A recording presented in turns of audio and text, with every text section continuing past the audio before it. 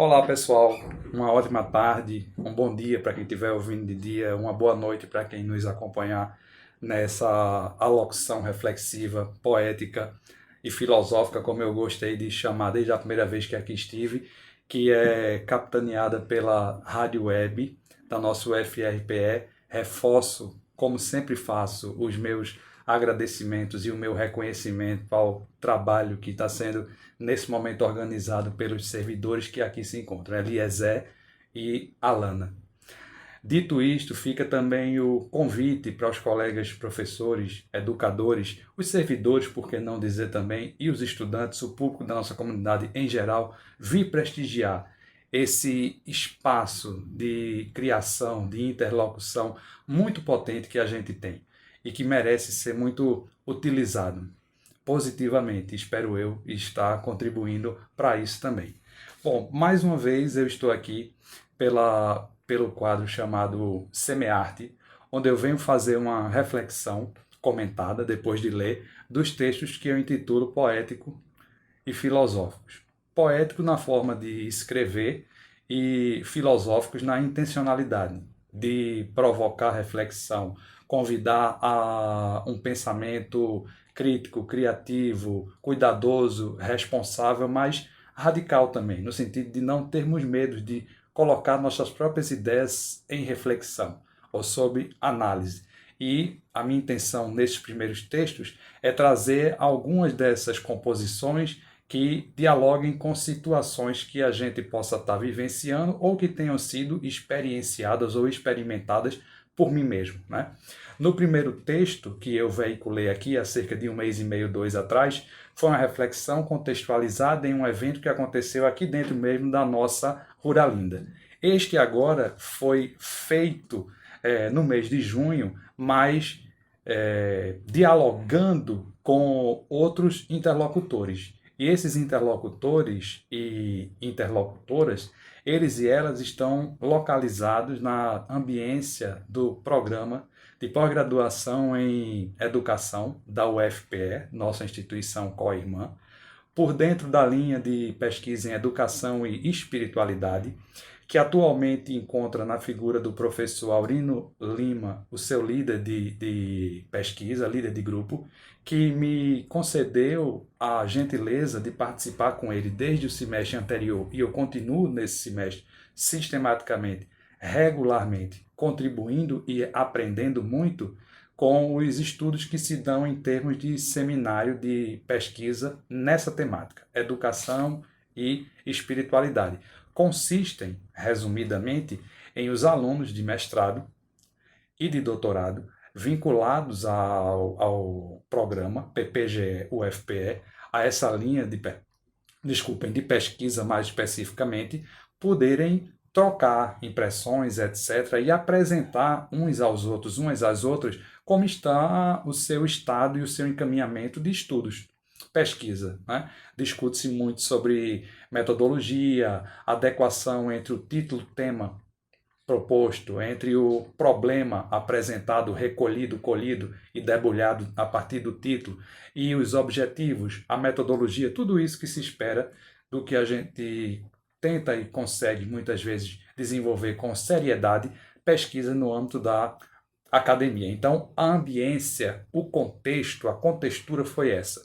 Meus momentos, meus encontros, no primeiro semestre eles se deram remotamente, nesse semestre estão se dando de outra forma, presencial, mas no semestre anterior, que gerou a produção desse texto que eu vou ler agora, de um só fôlego, e depois eu vou comentando estrofe por estrofe, como eu faço, nas aulas remotas que aconteciam uma vez por semana, à noite, com duração de 2 horas e meia, onde esses alunos estavam sob a regência, sob a responsabilidade do professor Aurino, a quem eu deixo registrado o meu reconhecimento também e agradecimento. E, obviamente, como fiz no texto anterior, que dediquei para os meus colegas e aqueles que estavam compondo a realização do seminário do DED, esse eu vou ofertar para essas pessoas com quem eu estive articulando outras propostas, temáticas e com quem ainda estou.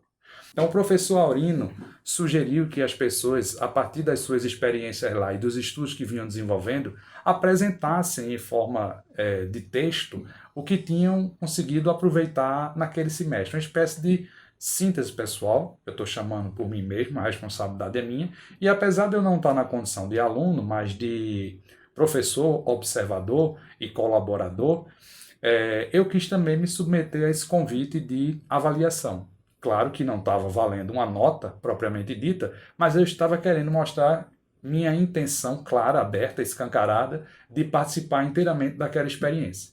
Então, eu já havia tido intervenções em algumas aulas, tirando dúvidas quanto à apresentação dos alunos, os seus marcos teóricos, referenciais, a análise dos seus estudos, e eles tiraram dúvidas comigo também. E aí, nesse momento, eu quis mostrar esse outro traço meu, essa outra forma que eu gosto muito, como já disse, de me expressar, não apenas por artigo científico, mostrando resultados de pesquisas, reflexões teóricas e ou práticas, etc., ou participando de congressos e eventos. Isso tudo é relevantíssimo e eu reconheço.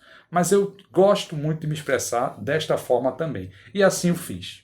Então, explicitado isso, explicado isso, a ideia que me veio em mente quando eu estava rememorando, como eu sempre faço, algumas das conversas que para mim foram mais fortes, foram mais impactantes, formativamente falando, existencialmente falando, filosoficamente falando, e como elas de alguma maneira me fizeram aprimorar, rever, repensar, colocar em estado de suspensão de juízo, como a gente diz, filosoficamente também, de reflexão sem pressa, minhas intervenções didáticas, propriamente pedagógicas.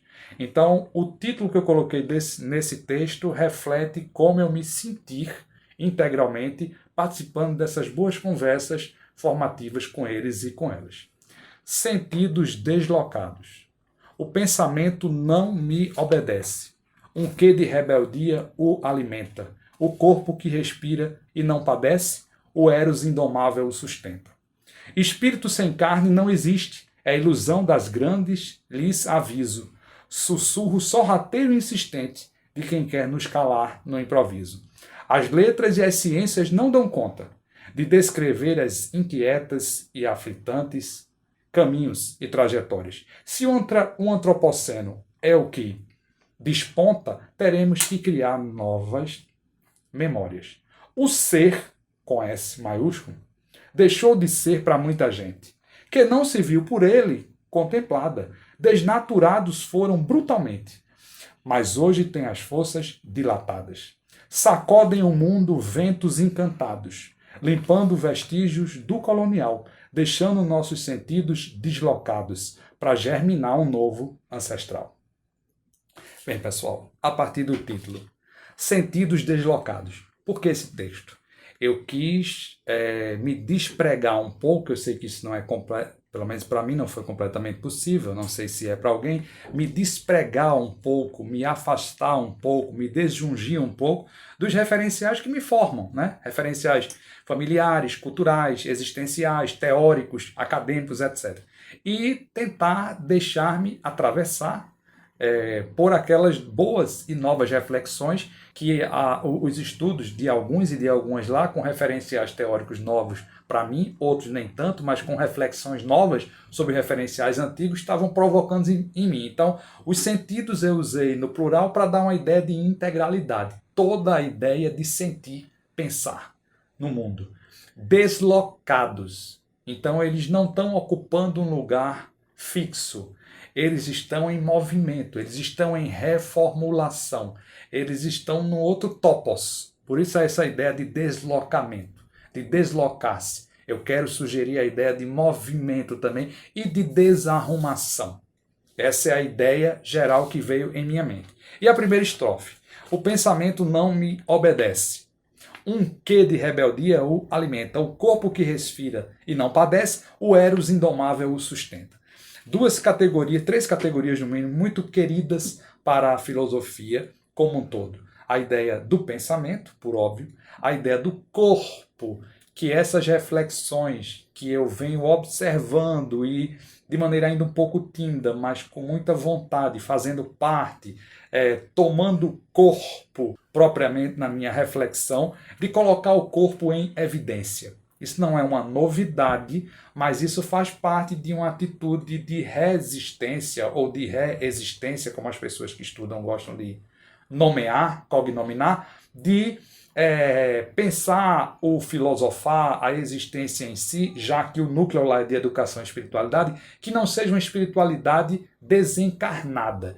Pelo contrário, que seja uma espiritualidade incorporada, encarnada, aterrada, materialmente comprometida com as questões do nosso tempo.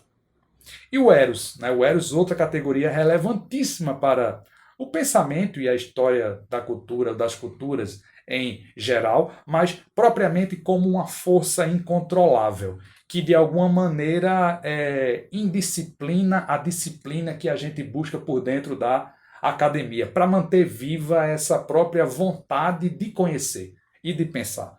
É um pouco isso que passa na minha mente nessa primeira estrofe. Continuando. Espírito sem carne não existe. É a ilusão das grandes, lhes aviso. Um sussurro sorrateiro e insistente de quem quer nos calar no improviso. Então, a ideia de uma espiritualidade, dando continuidade à reflexão na estrofe anterior, que quer de alguma maneira vilipendiar ou defenestrar, ou diminuir, ou mitigar a importância das questões que nos afetam existencialmente na materialidade, as condições materiais que nós temos, isso é um engano, né? Para mim tem ficado cada vez mais claro, não apenas por conta desse contato com esse grupo que eu disse que agora estou, de maneira mais intensa, mas a partir das reflexões e experiências próprias de vida em geral e de vida acadêmica também, que me leva a considerar que falar sobre espiritualidade atrelada à educação e formação humana que desprestigia as condições materiais é necessariamente uma contradição. É isso que eu estou querendo dizer. Então, quem força isso está querendo calar a nossa força em geral, como se quisesse dar um recorte nas outras partes que nos constituem com igual legitimidade e necessidade. As letras e as ciências não dão conta, uma outra estrofe, de descrever as inquietas trajetórias.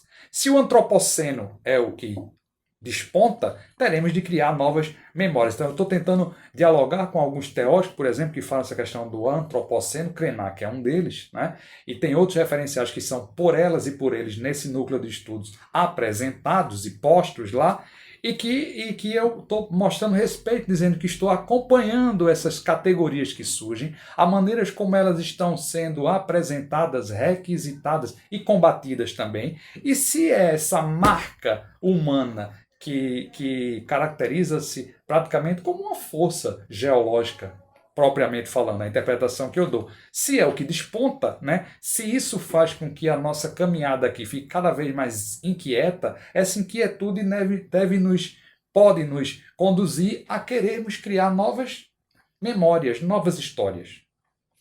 E aí eu sigo, né, com a outra categoria que é fundante para a filosofia.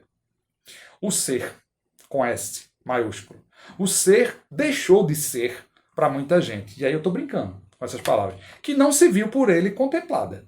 Porque foram desnaturados brutalmente.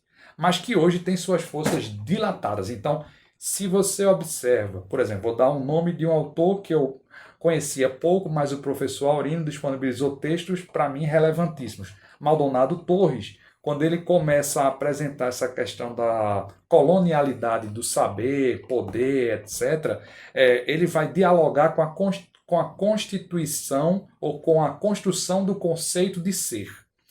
Então ele caminha a partir da filosofia contemporânea, mas obviamente a gente tem que remeter, se seguirmos, eu vou usar esse nome, os cânones da chamada filosofia tradicional, que remete geralmente os seus inícios, ainda que plurais, aos gregos, embora eu deixe claro aqui que reconheça que não são só eles, mas para dialogar com essa fonte, que também é uma fonte preciosa, legítima, e está sendo, ao meu sentir, estudada de maneira assodada, apressada. As conclusões estão sendo feitas de formas precipitadas quando se deve olhar com bastante cuidado, tempo, vontade de maturação, de decantação, de dissecação e de entranhamento nesses significados. Então, quando eu digo ser deixou de ser, é que esse jeito de ser que alguns dos pensadores e políticos e etc., chamados ocidentais, quiseram criar como uma espécie de estándar de comportamento padrão para o mundo, para poder etiquetar entre aquilo que é legítimo, aquilo que merece ter visibilidade, aquilo que precisa constituir o que é o correto ou os corretos de serem apresentados, estudados, seguidos, constituídos enquanto etos. Isso aniquilou, ou tentou aniquilar, porque elas estão vivas, outras formas de ser. Então eu estou querendo revisitar a categoria do ser a partir de Parmênides, etc., tal, para efetivamente ver que ilações foram essas que fizeram com que algumas pessoas quisessem destituir outras formas de ser. Se tem sentido isso. Então eu estou dialogando um pouco com isso aí. E a estrofe final. O mundo é sacudido por ventos encantados, limpando os vestígios do colonial, deixando os nossos sentidos deslocados, daí o título do nosso texto, para germinar um novo ancestral. E aí eu também quero problematizar poeticamente, filosoficamente isso. A nossa ideia de ancestralidade. Como é que a gente, ou ancestralidade, como é que a gente respeita, reverencia o saber ou o ancestral ou a ancestralidade e ao mesmo tempo a gente deixa surgir o novo que sempre vem. Então, germinar um novo ancestral é uma expressão que quer provocar uma certa ambiguidade nessa possibilidade de refundar a própria ancestralidade. Espero que vocês tenham apreciado e que nos curtam nessa e em outras reflexões. Muito obrigado.